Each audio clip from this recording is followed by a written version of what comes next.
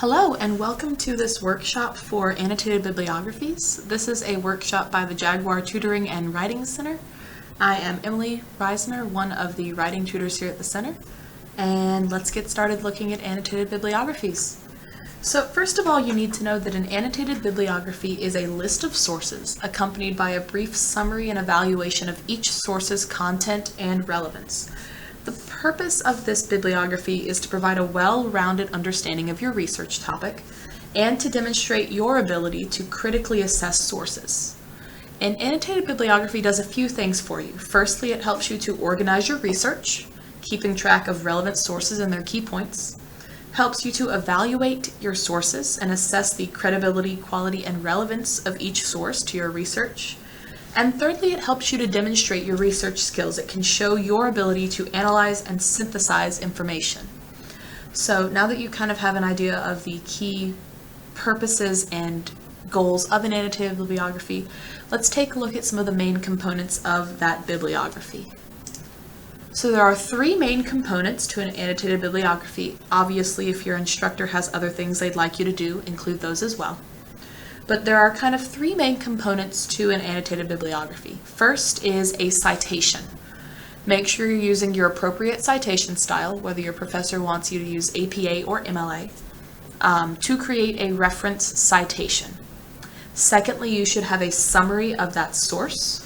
You should concisely summarize the main ideas, arguments, and evidence of that source. Don't be super long-winded with this. The idea with a bibliography is to make this citation and summary, make the summary about 100 to 200 words long. So you don't want to go too long-winded, but you do want to give yourself a good amount of detail to work with. The third thing you should include in each section of your annotated bibliography is an evaluation. You should assess the source's authority and credibility of each author. You should evaluate any potential biases that source may have and whether or not it's a good objective academic source. And you should also comment on the source's usefulness and relevance to your research. So let's go through this kind of step by step. To start with, in an annotated bibliography, you want to use the library, databases, and scholarly journals. And if you need help with that, we here at the Tutoring Writing Center or the librarians are more than happy to sit down with you and walk you through how to find those things. You want to choose sources that are credible and reputable. Typically, for an annotated bibliography, you are required to include 5 to 10 resources at a time. You might be required to have a certain number of peer-reviewed articles as opposed to other types of resources like online newspapers, journals, that sort of thing. Make sure you're following the assignment requirements that your instructor has given to you. Like we mentioned earlier, make sure they are credible and reputable sources that are actually related to the question you're asking in your research. And typically you are going to want to use academic databases, libraries, and scholarly journals to find those resources. A lot of the time, annotated bibliographies are done in APA style, and there are other citation formats that can be used. APA is the most common, and we do have other workshops available on the website that talk you through what APA versus MLA style is. Those are the two main styles you're going to see. Usually the way you set up that citation depends on the type of resource. You can have peer-reviewed scholarly articles, you can have books, popular magazines, or newspapers. So make sure you're using the type of citation and the type of resource that applies to that particular thing that you're citing. Again, if you need any help with that, make sure to come by the Tutoring Writing Center and we will make sure you have everything the way you need it to be. As far as basic formatting for this type of paper, at the top of the page, centered and in bold, you should have the words Annotated Bibliography.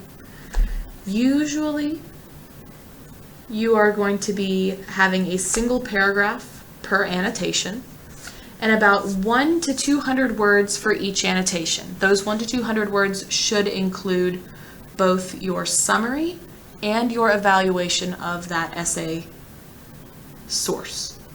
Make sure you're using concise and clear language, don't beat around the bush. and then ensure that your citations have hanging indents attached to them. Let me show you an example of what this should look like if it's done properly. So here's an example of an annotated bibliography in APA style. You can see that here at the top, I've got my citation itself. This is an article by J.A. Smith, published in 2019, about the impact of climate change on biodiversity. It was published in this journal, and these are the pages I'm using. You can see a few things here. First off, this is what we're talking about with the hanging indent. Any line past the first line should be indented 1/2 inch. And then your annotation is also going to be indented 1/2 inch all the way down the side of the annotation. You can see here that the author of this example has summarized what this article is about. You can say that the author is doing a detailed analysis of the various mechanisms through which climate change influences species distribution and ecosystem stability.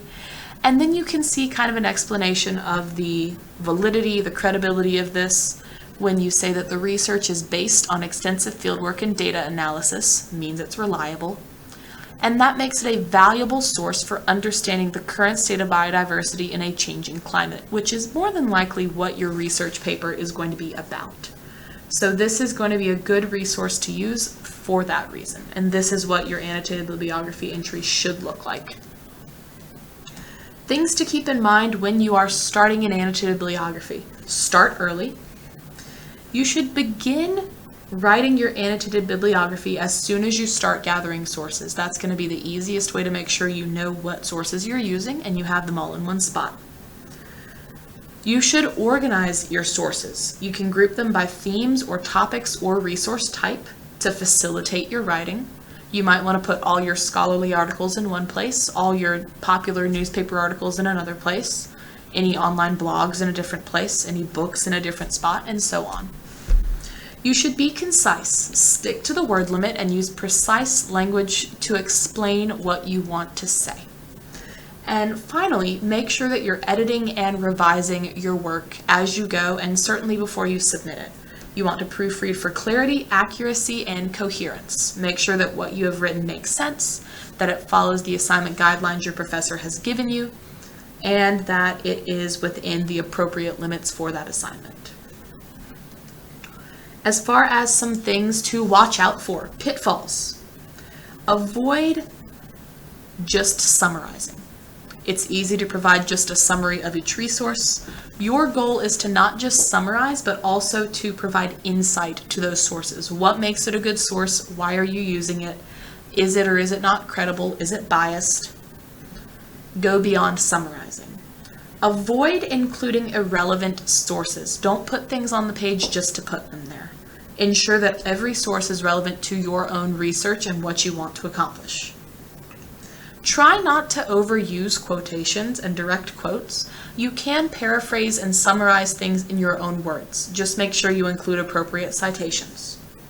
And finally, ensure that you have citations. Don't neglect those.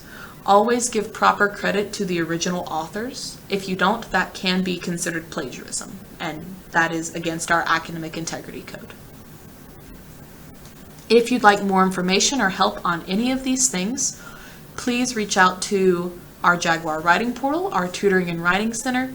Take a look at any of the other tutorials or resources we have available on the website, but those are some other resources you can reach out to.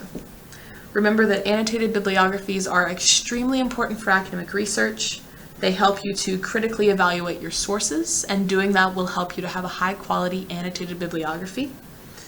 And as always, feel free to come see us if you have questions or if you need any assistance with this.